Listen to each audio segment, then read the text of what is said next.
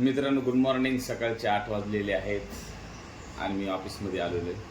आत्ताच आंघोळ झाली. सांगायचं तात्पर्य तुम्हाला की आता मी नेमकं दिवसभराचा कसा शेड्यूल असतो तुम्हाला सांगतो.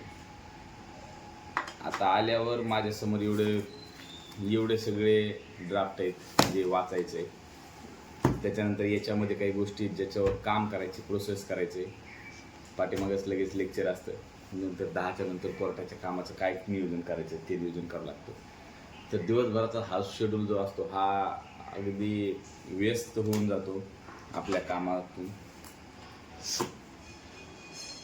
बऱ्याचदा असं आपल्याला वाटतं की बाबा ज्यावेळेला काम नसतं त्यावेळेला अशी अपेक्षा करतो माणूस की फार काम आपल्याला असावं, आपल्याकडं काम यावं. आणि ज्यावेळेला काम येतं त्यावेळेला माणूस त्या कामात थकून जातो. रात्री झोपायला 11 साडे 11 वाजतात. पुन्हा सकाळी 6ला उठा. त्याच्यानंतर आपला व्यायाम वगैरे तो ठरलेला शेड्यूल.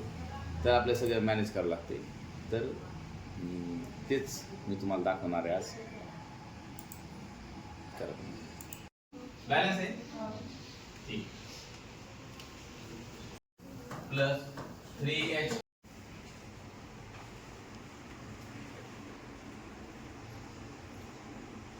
चला, संपलं आपलं लेक्चर. आता वाजलेले 9:30. आता जायचं आहे शाळेमध्ये.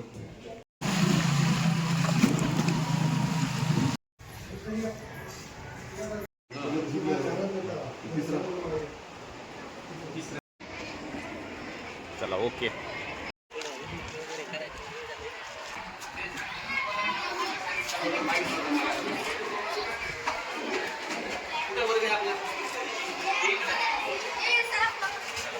बस झालं.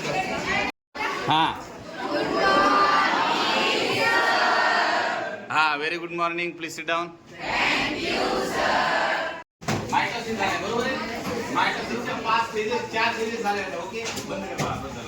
तर आता हा वर्ग आहे आपला वर्ग 9वा ब. आणि काय चालू आहे आपला आता याच्यामध्ये? कायनेटिक एनर्जी चालू आहे. ओके. सांगायचं म्हणजे जी एनर्जी आपल्याला कशामुळे आली? Due two of its motion. गती आली त्याच्यामध्ये. काय आलं? गती आले. बस.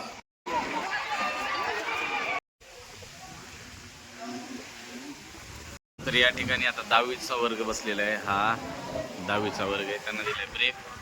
या ठिकाणी सर 9वीच्या वर्गाला शिकवत आहेत. तुम्हाला दिसते का नाही माहीत नाही, परंतु सर 9वीच्या वर्गाला शिकवत आहेत. आणि या ठिकाणी आमचे 11वीचे विद्यार्थी अभ्यास करत बसलेत. 11वीचे मुलं. खाली 8वीचा वर्ग भरतोय.